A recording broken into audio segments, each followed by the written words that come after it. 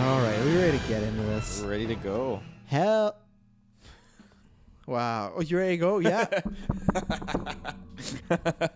God, I'm so sorry, listeners. Taylor's the worst person with these new mics. Hello, ladies and gentlemen. Welcome back to the Star Wars Clone Wars Retrospective. I'm the Waterboy Trask now. I'm the Prince Lee Taylor Field. Oh, God. So we're back in honor of Clone Wars coming back for Season 7 on Disney Plus sometime in the fall. We've decided to do a retrospect and watch every single episode of the Clone Wars. Taylor's watching it for the 800th time. I'm watching it for the first time. We are just getting into Season 4 now, and we're doing the first 6 episodes. So that's what you can know before we get into this. And we're doing 6 episodes. Usually we kind of do little or lesser. I oblige for the 6 because many of these episodes, and will be a disappointment. It feels like we're starting just like Season 3. I don't have too much to say on them. I think there's a lot of filler episodes. But Taylor, you got anything to say before we get into this? Season 4, I'm sure it's just as great as Season 3, right? You're gonna. I honestly thought I didn't mind Season 3. Definitely a lot of filler episodes, but it was kind of just setting us up for Season 4. Yeah, just kind of setting us up for Gungan what we were trying to get to. I feel like my voice is very sharp in this mic. Is it just me, or am I sounding a bit loud or sharp? Because you sound very good on the mic. Well, you can take a look at your settings there, but I am talking right now and I'm coming at a 12. And you want to talk? You want to talk? How's that? Is that a bit better? I feel You're like I just need a little bit more bass. You're the exact same length as me. Or Okay. same as whatever. Okay, well, we'll go with that then. It's just my voice. It's just a better voice. Yeah, I don't like my voice. But no, I think Season 4, though, it's got some great moments in it, and the beginning part for me definitely a little bit sluggish, but it's leading up to a story arc that is probably my favorite arc in the Clone Wars. So yeah, I'm looking forward to where we're getting. I thought Taylor was gonna go a lot more than that, but no, he just thought and he couldn't even he didn't have the decency to. I went to go drink a water. He couldn't even just keep talking. He just had to pause and just stare at me. Oh, boy. Okay, let's get into these fucking episodes because I don't have much to say on most of these.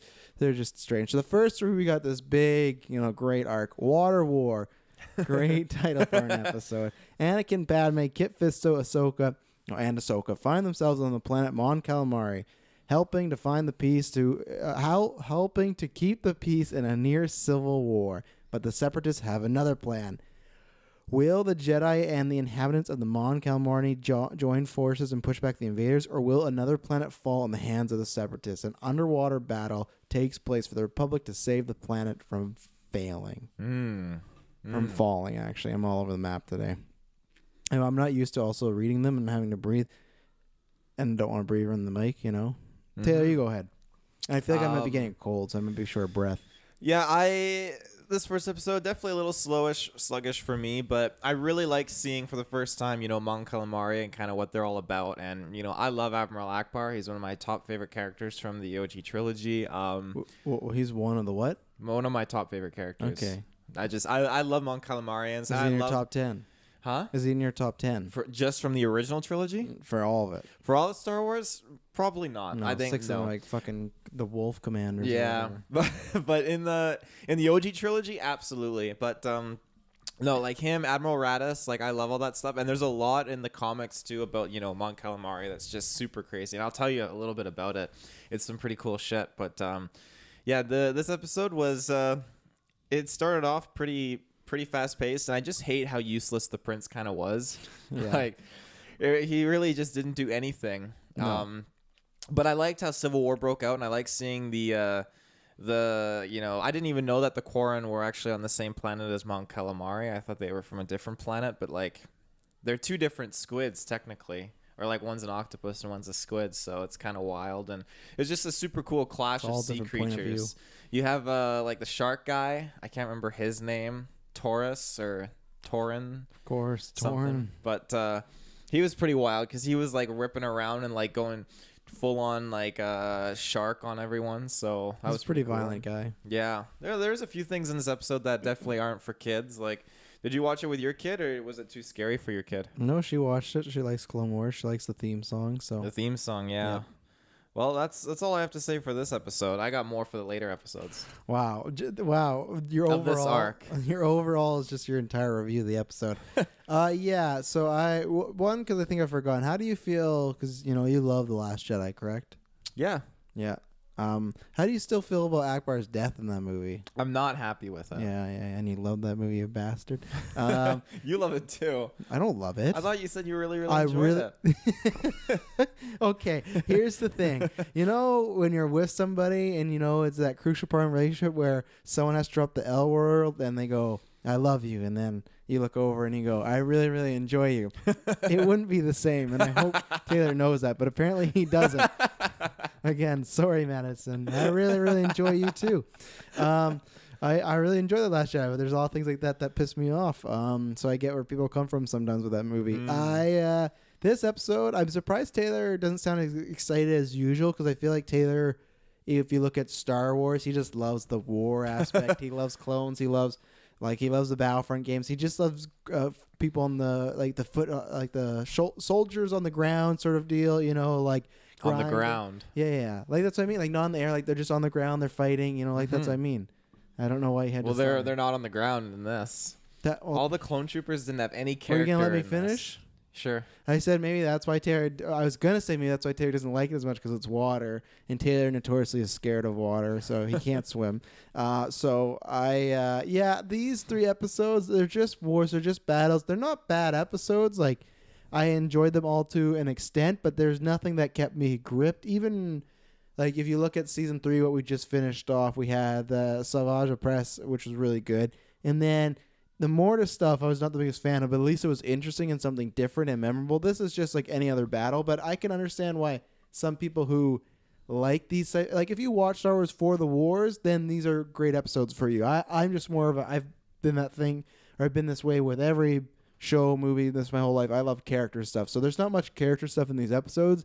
You kind of have the prince becoming the king, but he's not that interesting of a character. And I'd say throughout these 3 episodes, which I have some notes, but I feel like, I don't know if it was a conscious effort, but in between seasons, it feels like Ahsoka's a much more wiser. She gives him a lot of advice, and she seems like she still has a little bit of that Padawan-ness to her, but it feels like it's going away every episode. And I think that's probably because I really enjoyed that last episode she was in with the kind of the Predators theme, with the Trandosians. I was gonna try and figure it out, and you just cut me off. Sorry, you said Tran, and I thought you gave up. God. Oh, my last nerve today, Taylor. So, I really like her a lot more. That's helping. But these episodes and this one overall was just kind of, it's meh in the way of just for what I like. But I think if you like action, if you like kind of, like I said, the wars aspect, that's good. I'll throw out some notes because Taylor didn't have any. Taylor, one time ago, when I was talking about a few seasons ago, that they make these reveals very... it's very obvious who the killer or the bad guy is when it's when it's a murder mystery sort of deal. And Taylor's like, oh, well, that's good. That's going to go away. Don't you worry. And between these 6 episodes, there's 2 times where it's clear as day when the prince, his dad died. And then that fucking, that squid guy comes up oh, I'm so sorry to hear about your father. I'm like, well, this guy's bad. And there's clearly something there. And then but he wasn't really bad, though. But he was just doing what was best for his people. But was he conspiring against the prince? No, he never conspired against the prince. He was working with the shark guy. No, the separatists came in and said, we want to make you guys the proper leaders of your planet. Yeah, and he went to screw them over. He screwed them over, but the Quarren guy, he just saw, he had the support of these political people in power of this regime, and he wanted to bring in the separatists because the Prince Lee Cha and Admiral Akbar insisted the Republic show up. Again, Taylor. So if you bring in a Republic, if you bring in a Republic assistance, too late. You stopped. I was adjusting my hair, and then you would dead air. I think he's still classified as, it's a twist that you're not. Well, I think because it's a kids show, but it's a twist of is this guy good or bad? And then he's kind of. He was good. He wasn't with the prince. Mm. He wasn't Team Prince. When he walks, I'm very sad about your dad and la la la and all that.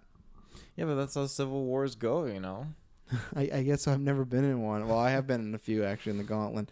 Let's see. At one point in the middle of battle, Anakin just goes, "Forget your tradition. This is war." Oh yeah, shit. He's just so fucking. He's such a beefcake guy. Like I'm just never a fan of Anakin because I listen to another show I really like. It's called Rule 2. It's on Collider. And there's a guy on there, Mark Fernandez. He's a big fan of Anakin. And he was talking about how he loves Clone Wars because it fleshes out Anakin. And I think it does that, but I've just established that.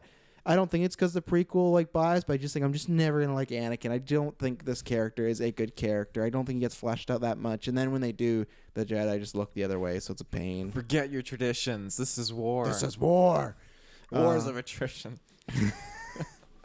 War of attrition. This fucking cord over here. I'm becoming Taylor. Like You playing around over there? No, I'm not trying to. Hang on. So kill time for me. You should mute your mic or turn it off.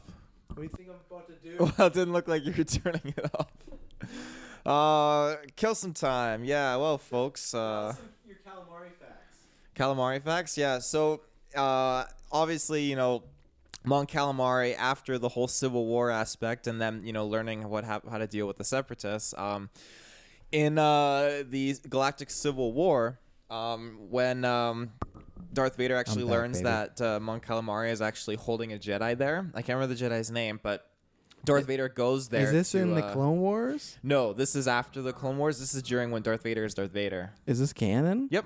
From what? From the comics. Okay. But yeah, Darth Vader, he goes there with the Empire, and basically, he starts doing a military occupation on the planet. And the Mon Calamarians, though, they know not to trust, obviously the Empire because they've dealt with the whole Separatist. Who would trust a guy that looks like Vader? Well, they've dealt with the whole Separatist thing and all that shit. But the first line of Imperials that went to attack the planet got absolutely massacred. Radis and Akbar actually led the charge and put the Imperials back at bay. And poor Radis, the thing that actually caught the Empire off guard was all of their cities and buildings underwater. They were actually ships, so they actually militarized all of their buildings and went up into space out of the Imperial occupation, took down a lot of the Imperial fleet and just went away and actually joined up with the Rebel Alliance. So all those Mon Calamarian cruisers you see are actually their city ships. They're cities from on the actual planet, which I think is very, very cool. I just love that, they weren't going to get caught with their pants down again. They knew how to deal with this, and they dealt with the Empire, and they continued on, and they ended up, helping save the rebellion. But their planet was actually used as a rebel safe house. So lots of rebel leaders and people from the rebellion and ships and stuff were stored there and saved there. So yeah, it's a very cool. You don't need to worry about my daughter. No, I was just wondering what you're listening to. Oh, I think Michael Myers is here. What do you think? But yeah, no, it's just a very super cool thing just to kind of read up on and check into. The Jedi was actually, he instigated the Empire to come because he wanted a war to start on Mon Calamari. But wow, what a dick. Yeah, Prince Lee Chaw actually gets arrested by Darth Vader, and Darth Vader kills the Jedi. And yeah, but Radis and Akbar escape with the majority of the fleet. So what happened to the prince? I didn't read that far. I don't think it has much more. I didn't care. I'm waiting for Prince Lee Chaw, a Star Wars movie. My last note about this, I apologize for everybody. If this is your first episode, it's a loopy episode. I've been up since 4:30 in the morning. Watching Clone Wars. Taylor's been pissing me off all day, just dropping facts that shouldn't be facts. Not taking Kirklin. What was I going to say? Can Kit Fisto, he can just breathe underwater? Yeah, he's got actual little gills on the sides of his tendrils. Never knew that. You never knew that? Does he become cooler now? He is. I not that makes him cooler. What makes him cooler is that he's swimming around with his shirt off and he's just super buff and it's super weird and just homoerotic at times. But he'll just swim up and he looked like he should be in fucking Aquaman. And that's what I guess I should open up with. I feel like most of these episodes, maybe not the first one, but then episode 2 and 3 just feel like if you've seen the Aquaman movie, you've seen this movie, but this is a lesser version where of Aquaman got it from. Maybe, or the comics that have been around for fucking 60 years. So Aquaman does it much better. Go see that movie, Ocean Master, great villain. I like that he seemed like he was in his natural habitat. Is he from a water type world? Yeah. Okay, I never knew that about him. Yeah, no, yeah, he is from a water type world. Can't remember the name of it though, but they actually, their lightsabers, as far as I remember, they actually had to put a special kind of casing or or inhibitor on it to actually allow it to be waterproof, if I remember correctly. Did they do that to Anakin's? Yeah, I think they all had to. I think Kit Fisto's is always like that. He always has it on there, but I think the other Jedi had to kind of like tweak their sabers for it. Yeah, he never knows when he's gonna get wet. I like that when they open the lightsaber in water, it has a nice, cool, like muffled sound effect. So I like that. No, that changed up. How did you feel about, obviously probably about the shark guy? And like the main, like I guess you kind of had the Gungans and Phantom Menace, but really there's not that many sea creatures underwater battles. How did you feel about that? Like the first time you watched this, because I thought it was fine. It's a little jarring, but I think just because I know these shows get a little wacky, I was fine with it. But I think they're fine. Like we're bordering on some cartoony stuff with the shark films and whatnot, so I think they're in the middle. I didn't love this enough to be like, I want this in live action. I was like, okay. But if they announce this live action, I'd be like, oh my god, yes. I'd be like, okay, let's see how this goes. If this was live action, I'd be down because you got like 5 armies. You got Mon Calamarians. You got Aquaman for that. But I want Star Wars. They don't got no octopus playing drums. Yeah, but you got Mon Calamarians. You got clone troopers. You got droids. You got Gungans. You got Quarren. You know, and you got the shark. You got the shark guys. You got like 8 different underwater species all fighting here, good to go. You know, I'd love to see the Gungans back on the big screen. Oh, that's never gonna happen. What is Kit Fisto's race or his species? Ooh, that's a good question. I can't remember. Wow, I know. I'm gonna give this episode a thumbs up. I'll give it a thumb and a half. Here we go. Gungan Attack: The Return of Jar Jar after long last. Great. After the Separatists defeat most of the Republic forces on Mon Calamari, the Jedi are forced to call in the help of Jar Jar Binks and Grand Gungan Army, it should be the other way around, to the Jedi and remaining Republic forces. However, in the aftermath of the battle, the remaining Republic forces are captured, leaving Ahsoka and Prince Lecha to devise a new strategy. So I'd say that there is battles in the first episode, but that's a setup episode. And this one has, again, battles, but it almost feels like both these episodes are just set up to the last one, and then because like a lot of stuff happens, but I don't even have many notes. I don't have any notes for like most of these ones, but this is where I talked about. I like that Ahsoka felt a lot more wiser. I like the evidence. Oh no, I liked the. I don't know. Whatever she was imparting, the wisdom. I use wisdom. I had a word. I feel this is the cast that do this the most on where I have a great word and it's gone. But there's one quote I have when she goes, if you make a decision out of fear, you're likely to be wrong. So I like what she's doing. I think the reason I like how she puts it out there is it doesn't come off as talking down or demeaning or just in like this is the only way. It's very like nurturing and very just like I feel like she understands people. It's like you have to adapt, and maybe this is a way of lifestyle you're not used to, like the Jedi way, but maybe you should take a few points from us. For most Jedi are just like, you got to do it this way, like look at Obi-Wan when Luke's like, I'm not gonna kill my father, and Obi-Wan's like, well, we've already lost. I was like, okay, fuck you, because clearly Luke goes, and I'm Obi-Wan guy, but clearly Luke goes, doesn't kill his dad, and wins. But so that's why many Jedi are very curmudgeon, and maybe that's what people talk about. Like I think Ahsoka in this canon, I think she's kind of looked at as maybe like the first great Jedi or one of the first. Would you say? Yeah. She has a lot of like Qui-Gon's kind of like qualities too, and that's why I like Qui-Gon, even though he's an idiot. We've talked about that many times. I like that but even then, Qui-Gon, he's pretty hard on Obi-Wan. Like he's very stern when he talks to him, right? Where I feel like she has a different approach, and I don't know what she's like in Rebels when she's older. But as far as this, and she's not taking on Prince Lee as her Padawan, but I just like the way she approaches situations. It's different than every Jedi being very headstrong. When you got Obi-Wan, who's very arrogant at times, and then you got Anakin, who's just like forget your traditions, who's just a bitch and just an asshole at times. Like he's just rude. He's just flat out rude. He definitely got that from Qui-Gon. Credits will define. No, they won't. And then I would just give it a thumbs up because I honestly have nothing else down that episode. I think it was just kind of a setup episode, both of them. But yeah, that was me. I'll give it a thumb and a half. I love seeing the Gungans drop in there. That was actually super cool. They made Gungans badass with this episode. Like they do make them better. I don't even think Gungans at their core are that bad, and I don't even mind the battle scene. I fucking love those blue energy ball weapons. I love those weapons. They're so cool. I think just the problem is the Gungans are fine, and they're also versing the droids in Phantom Menace, which the droids continue to be one of the worst parts of Star Wars because it doesn't make sense why you would make a dumb AI as your kind of battle bot.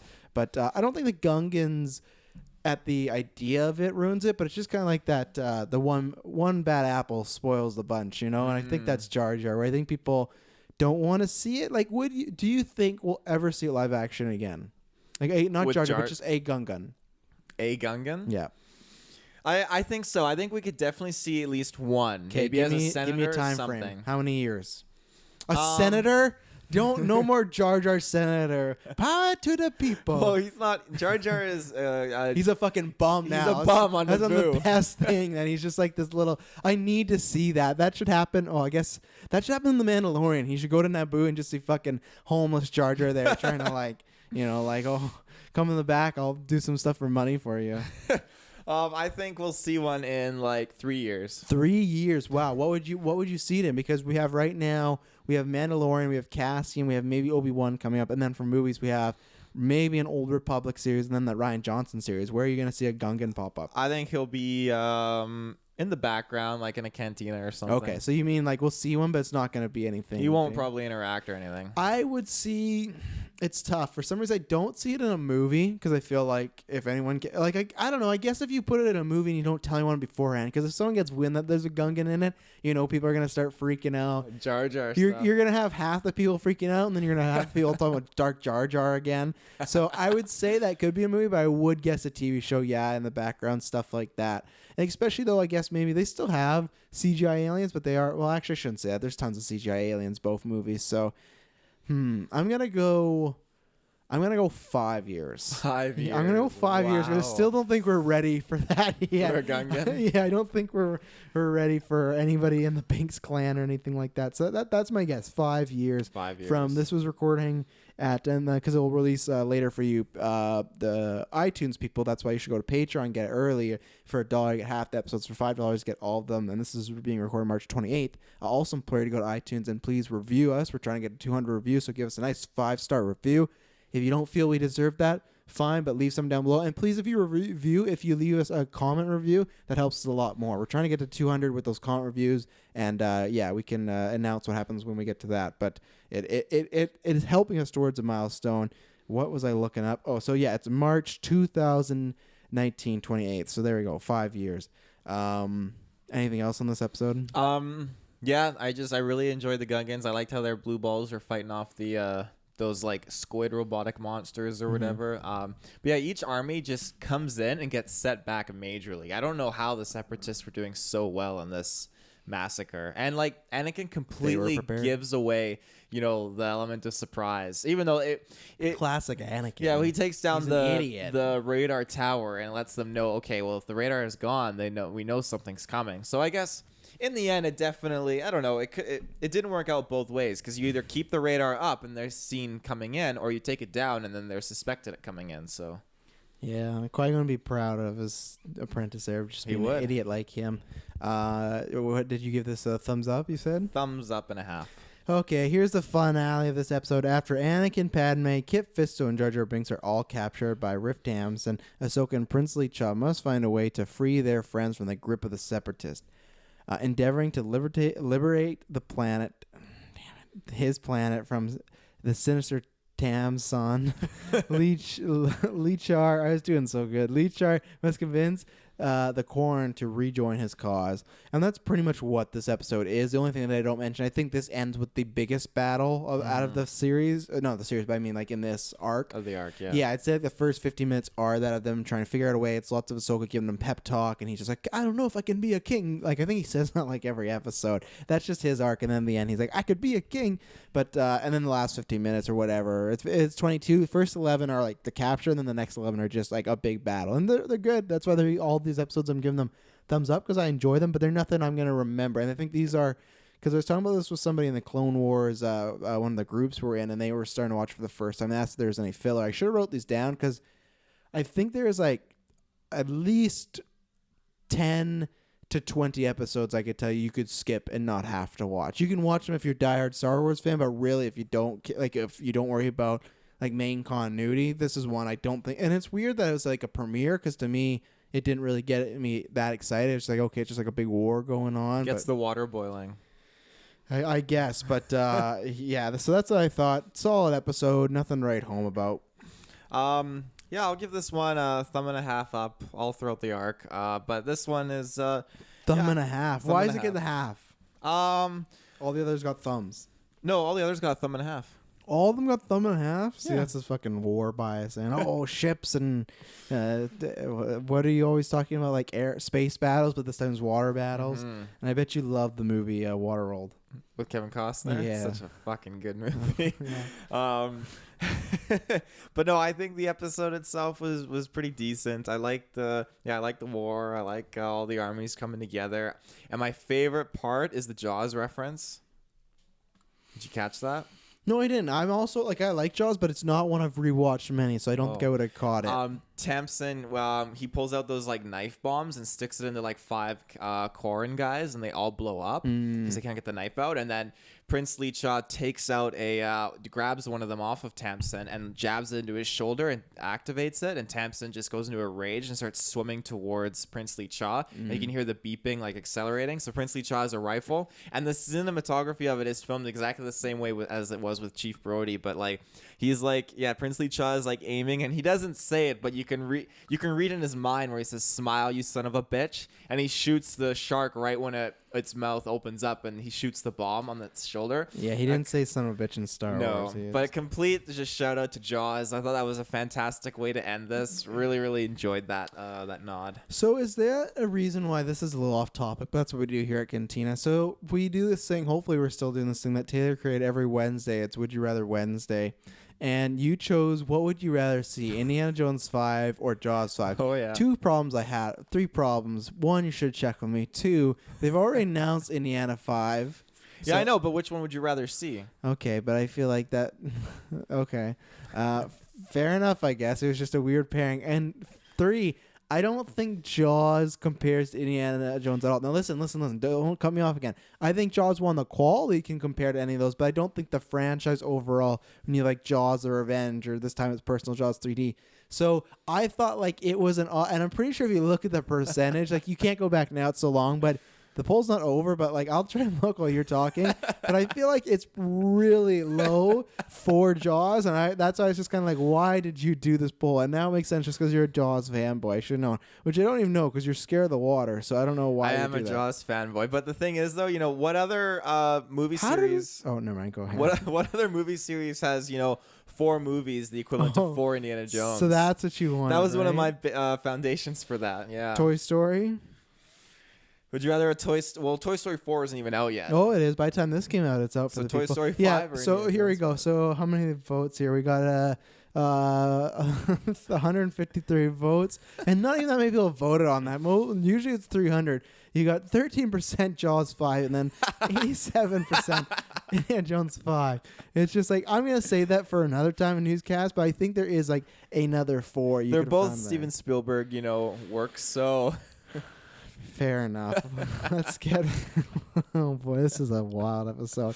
I gotta love that we're this is the type of episode that's for our season 4 premiere, because I feel most of the times when people jump on the show, it's at the end, at a premiere or finale, so they're just listening. It's oh man, what a mess this is. Oh yeah. Here comes your 1-star review on iTunes. Boom. Okay, here we go. Shadow Warrior, episode 4 of season 4. Anakin, Padme, and Jar Jar uncover a plot. Uncover a plot by Gungan shaman Richelieu to trick the Gungans into aiding the Separatists in an assault on Naboo. However, as the charade unravels, can Jar Jar convince that the Gungan army that they've been deceived? However, stop using however. They've used it 3 times in this paragraph. However, shortly after General Grievous arrives, demanding to know why the attack was canceled, Jar Jar manages to lure Grievous into a trap in which he is captured. But Dooku manages to capture Anakin, who is chasing Richelieu. Now Dooku demands the freedom of Grievous in exchange for Skywalker. I don't think, let's see, I don't think they really say what the big, they kind of hint around it in this description here, and I'll get into it. I don't think this is an awful episode. I think Jar Jar is used fine here. I'm not a Jar Jar fan. I know people think it might be, oh, it's cool, you hate Jar Jar, but it's just he's just annoying. That's just it. I've tried to watch Feminist many times. That's why I think I see in a lot of Star Wars rankings that people put Attack of the Clones last out of all the live action movies. For me, it's never been that, because Hayden Christensen is bad, but I've just enjoyed a lot. Well, it's tough. They're very dead even, but there's no Jar Jar in it, you know, and Hayden Christensen has just become funny. Where Jar Jar, I can't laugh at him, get sad at it. So it was a fine, like a very kiddie episode. I think the most exciting thing about this episode is I fell asleep at the end and I went and rewatched it. But so Anakin gets captured and then I fell asleep and I woke up. It was the end of the episode and I didn't see that they got Anakin back. And then the next episode after that is just like, it's just like a random like C-3PO and R2-D2 doing something. So I'm like, did they just not save Anakin? It's all the same story arc. And then I went, that's not a story arc really, though. It has nothing to do with it. And then I went back and watched, I'm like, oh, they made the trade at the end. But and what it's not talking about here in the description, really, it's hinting around at like their ploy is. So this Gungan, like the leader, what is he classified as? The Boss Leone. He's like the new replacement for the boss. Yeah. What happened to him? I don't know. Maybe he moved on because he's still kicking around. He was at Padme's funeral, so maybe he just moved up to the Senate or moved up to the Naboo Palace or whatever. So or he retired. He's just done. Maybe he retired. He probably stepped down. Yeah, but no, he's still kicking around. Even right now in the current trilogy. Right now. Oh yeah. He was at Canto Bite. He was gambling. Oh, that would have been sick. How you want? So the leader, he gets taken out and he's unconscious, thought to be dead, right? Mm-hmm. And then he looks identical to Jar Jar. So what happens is Anakin and Padme have this ploy, which I forgot to say last episode. I really enjoyed the shark guy biting Padme's helmet, just because I saw my notes there, and then it starts to fill up and they use the Force, which I love how people give Leia shit for the Force, but that was a new one to me of like, here, make the water into a bubble around her so it can't get her. It's like, okay. Never heard of that, but I can go with it. It was just people complain about funny things when it comes to the Force. So I liked that. It was very brutal. They have this idea that Jar Jar's going to dress up as this new boss and do the lower voice and try and convince everybody. So that's like the biggest thing in this episode is Jar Jar has to get through this. Even Anakin's just like, don't screw this up. And it's fine. This is a filler episode and it has Jar Jar, so I don't know if I have too many notes, but yeah, it was just all right. Not the worst Jar Jar episode for sure, but not the best. This is the only episode where in the Clone Wars where Anakin and Grievous are actually side by side or actually face to face, kind of.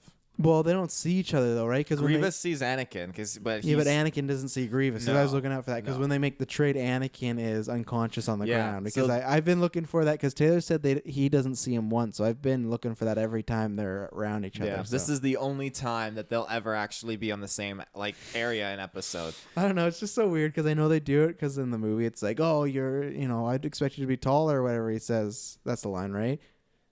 Yeah, General Grievous, you're shorter than I expected. Okay, yeah, so it's kind of like aren't you a little short for a stormtrooper sort of deal? But the thing is, like, I love that they have to abide by that, and Anakin is just like he's been fighting this war for years with this guy who he's never seen. It's just weird. Well, he's elusive. He's elusive. They didn't even know he was on the Naboo. But no, I love this episode a lot. This is actually one of my favorites of this season. It was just oh boy. It was so awesome just seeing, the Gungans kind of go at it, and then the mind control and just Dooku playing this Gungan shaman out the yin yang like a puppet, and just totally. I loved how he killed him, and how Dooku had to lure Anakin in, and just kind of he knew he could beat him, and he took him down with ease. But he had help from the droids, yeah. But I love how composed, Dooku is. And I loved how Sidious and Dooku were talking like, this isn't good. Grievous is captured, which totally blew me off guard that they had that. So I thought, oh my God, they actually captured him. And it was the Gungans, which I was super sad about that Gungan guy. Because now we have someone from the movies that died, in the Clone Wars. And he was always super good. And the Phantom Menace, I was all about him. I'm not going to say, first of all, it was always super good. He shouldn't change. It's not an ongoing series. It's just the show or just one movie. And he was fine. He was better at them. But I wouldn't say he was super good. He was awesome. And yeah, he was like not die. Like that was dark though for a kid's show. This character saying, how does it feel to die? How are kids supposed to watch that? He's like, not die, sacrifice. And yeah, you got your daily dose of blue balls in this episode. And oh boy, good old blue balls. But I thought it was actually really funny when they took him down and all the Gungans put spears in his arms and they drag him and Grievous is like, oh. he's being dragged off. And he was so confident too that he's like, you guys are a joke, and he gets fucking annihilated by these Gungans. I think I just enjoy the fact that Taylor enjoyed this episode so much and I never did. One thing that does have me worried though is Taylor saying that this is one of his favorite episodes of the season, because that's not a bad episode, but nowhere is it great. So to me, that's making me very worried of the quality of this. I think the Gungans needed, you know, a little bit of a fleshed outness or whatever of their story. We and got enough. This is great to see in the Clone Wars, because like you never know. Like I was worried. I was like, I don't want a story arc of us going to the Naboo with the droids again. We got a movie about that, so let's not go there. But no, they completely 180. What do you mean we got a movie about that? We got a movie of the droids going to Naboo with the Gungans. Phantom Menace. Okay, fair enough. I don't know what you're getting at. I thought you were referring to the droids being C-3PO and R2-D2, not like the army droids. Oh no, I'm talking battle droids. Yeah, I got that. Yeah, well, you didn't say battle droids. But yeah, no, the episode was pretty good. I really enjoyed it. I like Boss Leone, and I love when Jar Jar steps out of the bush randomly, and the Gungan's like, "It's Boss Leone." Look, they're so dumb. They just all fall for and it. Anakin's like, "It's working." Like his monotone robot voice. He doesn't even like. He even speaks like regular Jar Jar at first, and then they're like, "It must be the boss." Like, it's just, I hate the Gungans. That made me hate them. Like, you'd be annoyed by them because they're just such a stupid race. And then the other thing, this is what I was referring to earlier when it was like the guy like, "Oh, I'm sorry about your father." The second you see nose ring Gungan guy and he walks by Anakin's like death stare. It's just like, they're not like, I don't know. I'm waiting for that portion like you said, but they're not subtle at all about who like is on the good guy side, but it's gonna turn bad. That's the kid show portion. I'm just holding that to a critique because Taylor's like, "Oh, don't worry, it gets better." And I feel like it's actually gotten worse. Like, they're making characters just like stare at characters knowing they're bad. So I'm giving this one a middle thumb. This has 2 thumbs up for Oh my god! Easy 2 thumbs up. No! Oh yeah. How could you even said this episode was just like pretty good? Oh, I love the action in this. I love Grievous being taken down, and I love the Gungans. It was so good. I was wondering about breakfast. Okay, let's do this. Episode 5, Mercy Mission. Plo Koon, my boy, just for Plo Koon. Clone Legion, the Wolfpack, R2-D2, and C-3PO are sent to repair a power and communication systems on the planet Aleen after a series of devastating earthquakes. But the droids discover a severe ecological imbalance between the planet's subterranean ecology.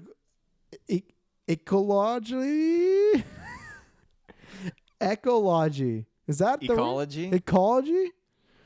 You also Ecological? and surface biospheres. I'm gonna skip that because 1, I can't say it, and 2, Taylor also couldn't spell a name where I gave him it 5 times a day, so we're both on a roll. These 2 episodes too. This is why I put all 6 of them together, because I knew if we split the 3 and 3, it was gonna be very disappointing. So that's why we put them all in the 1. And I still feel they're disappointed, but not because of my lack of not trying. I got up early and watched these. Just not much happens to these. I will give the credit. I think this one and then the next one, it's fun to see R2-D2 and C-3PO kind of do adventure. That's the only thing I like it is. It kind of nostalgia of, you know, the old movies. And in the Clone Wars, they don't really do that much. We just kind of see them one by one. So it was nice to get 2 episodes back to back of, it's just them together doing their thing. So I liked that. They had like a weird trip and whatnot. They bumped in the fucking Riddler at one point, and Clone Wars loves. They got a Mr. Freeze. They got a Riddler. Mm-hmm. So I'm waiting for the Joker to pop up. This episode was just fine. The aliens in it are, I don't know, they're a little too, they're to me, there's just a spectrum of certain type of aliens that are too weird or don't fit in Star Wars or maybe too childish. They're from the movie Phantom Menace. I know. And that's why I think they do look better live action. I think just some of these designs they do for the animated show, they look very kiddie, and that's what I get. Again, it's a kid's show, but for myself, they're okay. They're a little annoying. I don't know, they're just like another form of Ewok where they're just like little guys that are smart, but they don't really know what's going on. They're praying this fucking tunnel and they're chanting and whatnot. So, and that's all my notes. That's why I mentioned it now. So yeah, I don't have much to add. I would give, I don't know. I guess I'd give it a thumbs up just because I like seeing, like I said, C-3PO and R2-D2, but that's about it for me on that one. How would you feel, or how do you feel about the clone troopers in this? Because I got a kick, when they landed and the clones like, oh, it's another one of these planets. Yeah, I like that. I like they're all back and forth that they're used in this episode, and they're not in the next episode that much, but I think they're used well. I like what they're doing, but they're not in it that much. But yeah, I like them. Mm-hmm. There you go. I liked your clones. Cool. Yeah, no, I think this episode was really good. It was a good feel good kind of episode. I love the What do you love, Tanner? What do you really, really enjoy? The nostalgic feeling, like you said, of just the simplicity of, it being C-3PO and R2-D2 just, going around doing shit. And that's exactly what they did. And I liked how they kind of got lost under the ground and they had to answer this riddle, which I don't even understand the riddle. Like, it made sense that it was being a river. It was like what runs, and I can't remember the riddle, but wasn't it like what runs but stays in the same place or something like that? Oh yeah, but water doesn't really stay in the same place. But it was a river. Well, rivers run, but the water. Oh yeah, because I was looking at it as water because R2-D2 had to put water on the thing. So, but it was to create a river. Yeah, I guess so. Yeah. But yeah, no, it was a really enjoyable episode, and I think yeah, I definitely like the clone personalities that just popped out in this episode. I'm a big sucker for clone personalities, but the actual journey that R2 and C-3PO had, I thought it was really cool how the clones didn't really know what the problem was. They just were setting up an emergency kind of camp and just dealing with it, and then R2-D2 and C-3PO just kind of got lost away, and C-3PO made That is just for the visual listeners.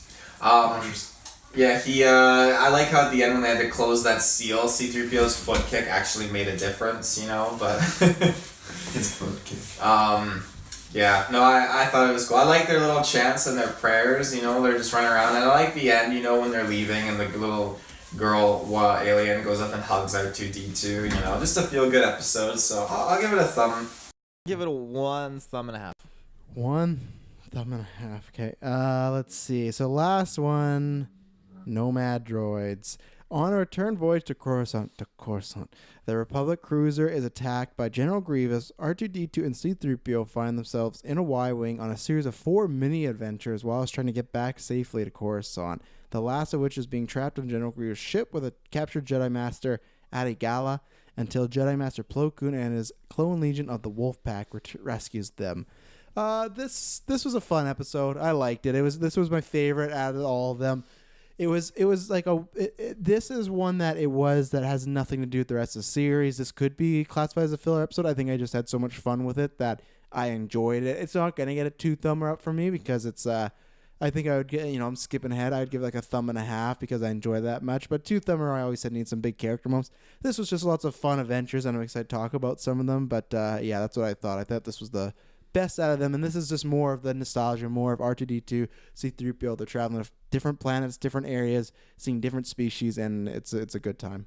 Yeah, I like this episode a lot. I think I like the first one. Well, no, I like this one a bit more than the other one of this 2-story arc, and I really enjoy the Gulliver's Travels kind of feel that this had. So they do a full on shout out to it at one point. When they just tie C-3PO down. Yeah, so. Full on. But yeah, no, I thought it was really fun. It was one really graphic moment, and it was just kind of escalated from there. Are you talking about Hazu's death? Well, the Wizard of Oz kind of vibe, that they gave. Yeah, the Great Hazu.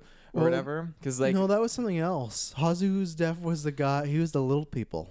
Yeah, that wasn't the Wizard of Oz. Yeah, because remember that was paralleling to the witch when the witch died, and they're like, "Yay, the Wicked Witch is dead! Yay, the Wicked Witch is dead!" I feel that's not what I got. Okay, but I know what you mean. I know your part was definitely Wizard of Oz as well.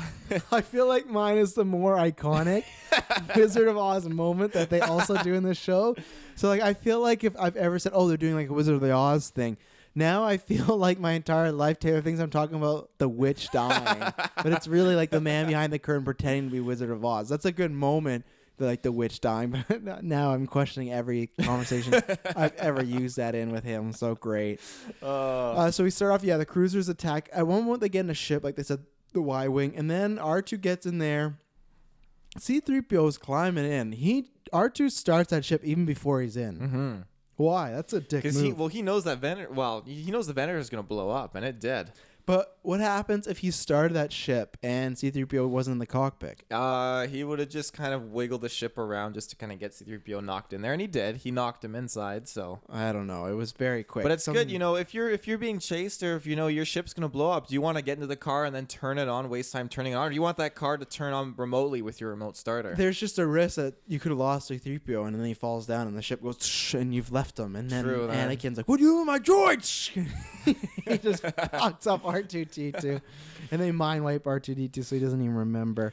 I definitely do think this episode with the I love the perspective you get from C-3PO and R2D2 when they're kind of like escaping from the Venator, and you don't get like the perspective of Adi Gallia or Grievous this time around, but you just feel like you're on the sidelines, like you're running through the halls of the ship, and you see, you run around the corner and you see a Jedi and Grievous fighting each other with clones shooting. That. It feels like you haven't been, but it feels like Star Tours or any like amusement park ride. Oh, yeah. That kind of like when you are like you're the regular person, so that's fun. Yeah. Yeah, that kind of carried on. I really enjoyed when they kind of, the timing of everything. They lost power, and then Hondo's people picked him up, or his same species. You're skipping really ahead. I was gonna go in order of the. Oh yeah, let's go in order. Yeah. Oh yeah, I need to go back. The big Jesus or whatever, when R2 squished him, and throughout the whole episode, his guts were all just on him. Wow. Throughout the whole episode, We finally had an episode I feel like I could talk about, so I was going to build up all the events, but Taylor just jumps right to that. So while they're flying, they crash on this planet that I like the way it's shot at first. They just make them look really scary and opposing. You don't know their size. You just see them like Avatar, like the Na'vi style. They just got spears. Yeah. And then when they jump on the ground, they're just little and whatnot. And then, they bring out this leader, which leads to, I guess, the, witch moment from Wizard of Oz, Taylor was saying. And his name is like the Big Azus. The Big Jesus. Jesus. And then, so he's the leader. They're all like, you can tell just his minions or whatnot. But you can't tell that they don't like him. What happens is they're trying to escape. That's where they tie C-3PO down to the Gulliver's Travel, but they get out of there. They kind of explain their way out. They're just trying to get home. And then C-3PO pats R2 on the back, and that makes him fall on the Big Jesus. And you think it's going to be some bad stuff for this place. And then they decide that, no, they're happy about it.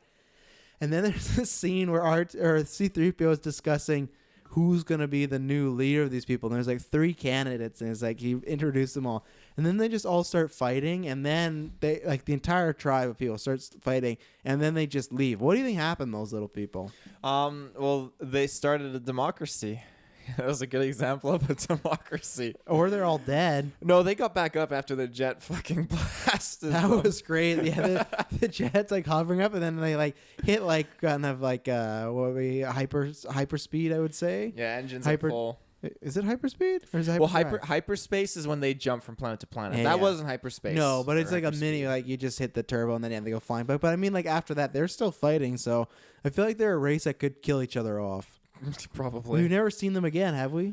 In episode 9, JJ's going back. JJ loves inspiration. The Big Jesus is with Snoke all along. That's why he's all squished. And then we get into, because what happened? That was it Hondu? I don't think. Oh no! So then we get into what I actually thought was the real Wizard of Oz. It's an alien planet where these aliens they're under the control, not under the control like mind control. They're just listening to this hologram of some other alien species, maybe their own. I'm not sure. It was their own. Yeah. But then it's revealed later on R2D2's and it's kind of you guys aren't going anywhere. R2D2's sneaking around the planet, and then it's revealed these robots are just putting out what is it? Projection? Hologram of this alien, and he's not real, just like in Wizard of Oz. And then he's just oh, how are you going to cause an uprising? And then R2 kicks him out. And all the aliens see that, these droids have been playing us. What do you even think was going on there? Why are these droids doing that?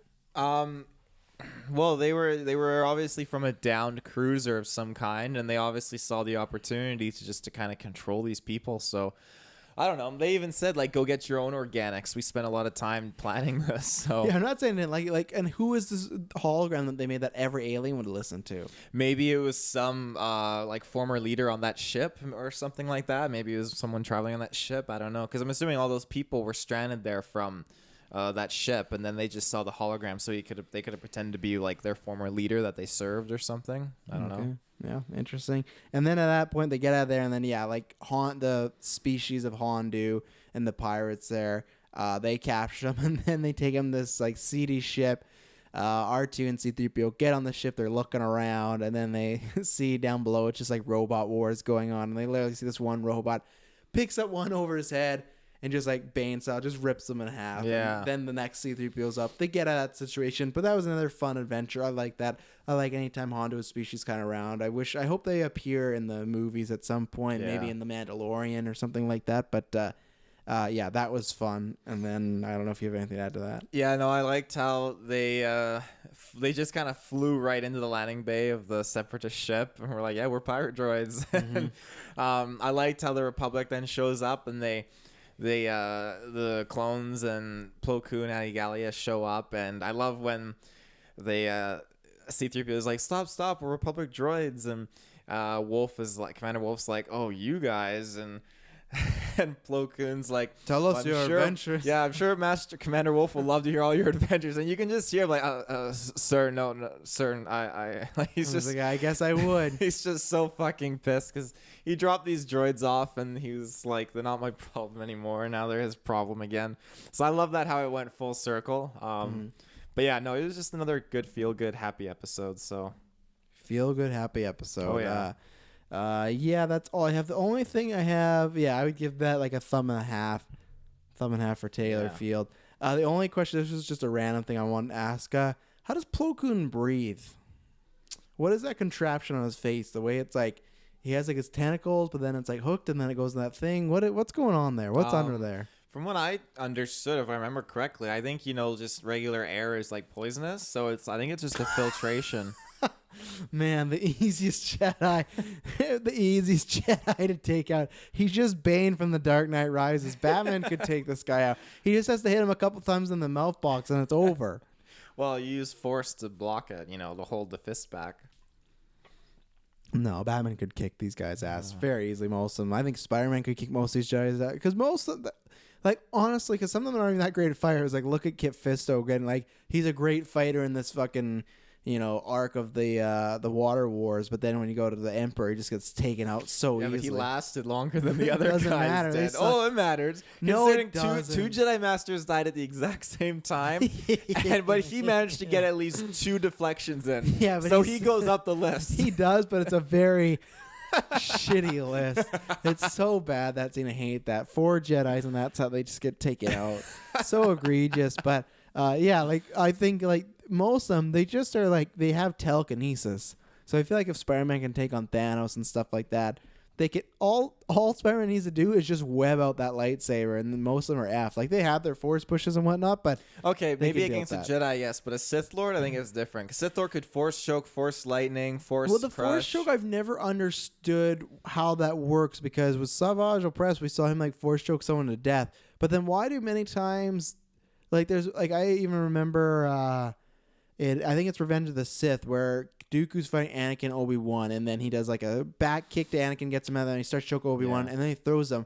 Why doesn't he just kill him with the force choke?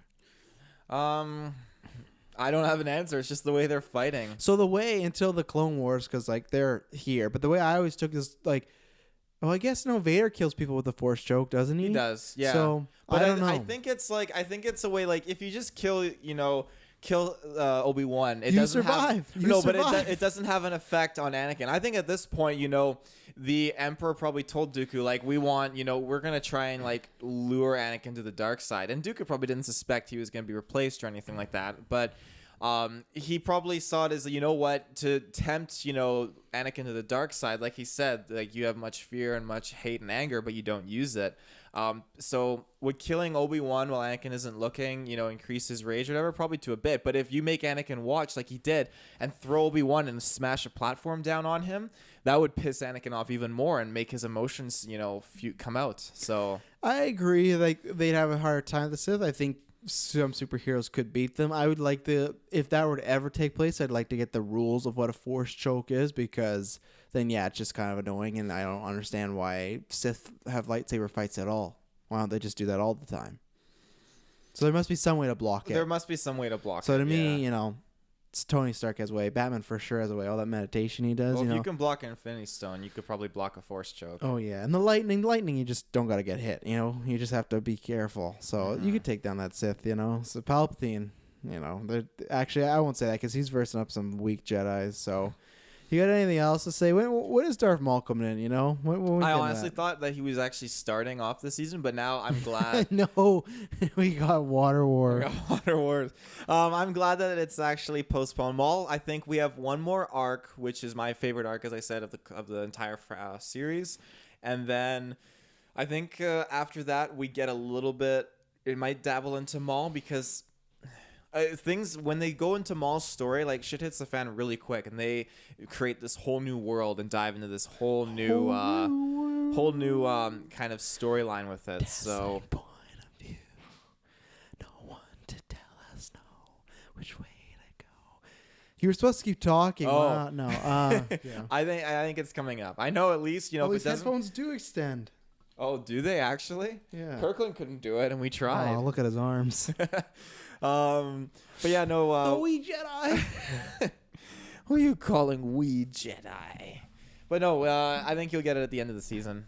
Taylor, where can they find us if they want to stay tuned for those episodes coming up hopefully soon? Ladies and gentlemen, you can find us in the search bar with your internet connection.